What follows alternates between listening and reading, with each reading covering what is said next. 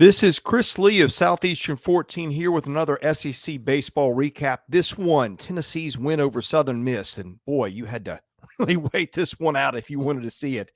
Between the rain delay days and the late start on Monday night. But if you're a Tennessee fan, you stayed up, it was well worth it. The Vols just, I thought, sort of controlled this one from start to finish. And really the key moment in this game, I thought, wasn't on Monday night. It was on Sunday when Blake Burke hits that home run because Southern Miss is up 4-0 and rolling and having won a game earlier in the day and looking poised to punch its ticket to Omaha.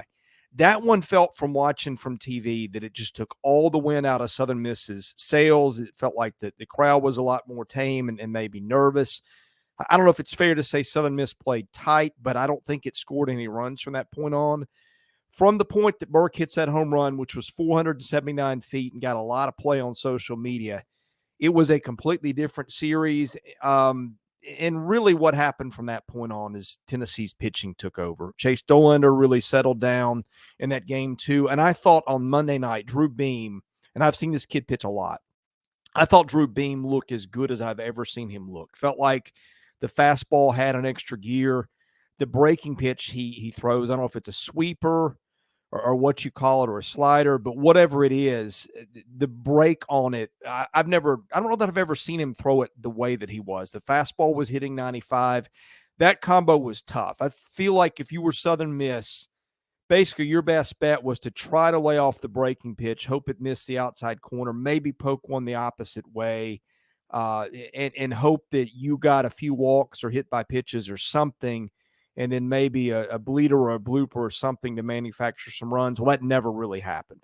Beam was phenomenal on Monday night. He goes 106 pitches, strikes out 7, walks 1.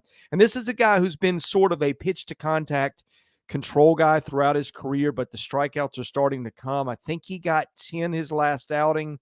And again, just looked as good as I've ever seen Drew Beam look in that Monday night game. Chase Burns comes on late. Tennessee gets the good version of Chase Burns, which seems to be more the rule rather than the exception lately. Burns has had his struggles in moving to the closer's role, and there's been times where it's kind of blown up on him, but it seems like those are more in the rearview mirror than they are present, which is a really good thing if you're Tennessee going to Omaha.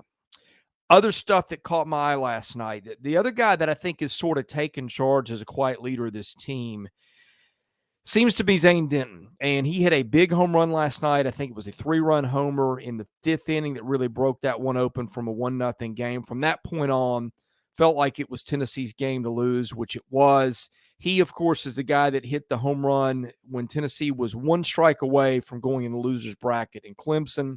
He hits a home run there to, I can't remember if it tied it or put Tennessee ahead, but one of the two.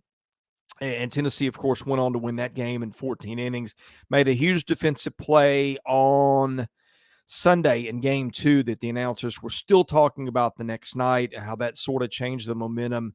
So I thought last night that the 2 key guys for Tennessee, and this isn't hard to figure out, were Beam and Denton.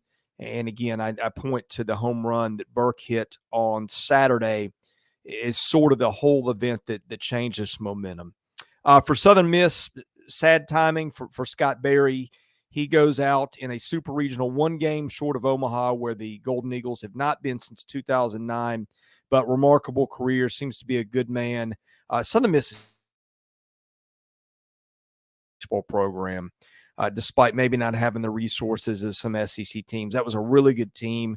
And the Golden Eagles in their season at 46-20, Tennessee at 43-20, advances on to Omaha, where it's going to meet LSU in game 1. And that one's going to be a dandy. We'll talk a little bit more about that from both ends.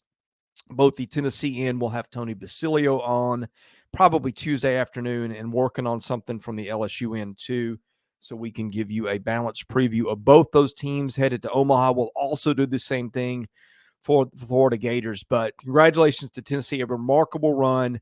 I thought that the Vols got just a really tough draw, getting sent to Clemson, which had won, I believe, 17 in a row coming into a regional. Tennessee gets that huge win in game 2 and beats Charlotte to advance twice, and just keeps rolling through, gets to Southern Miss, loses that game 1, but the pitching really was, and I've been saying this all year, I think Tennessee's pitching is elite.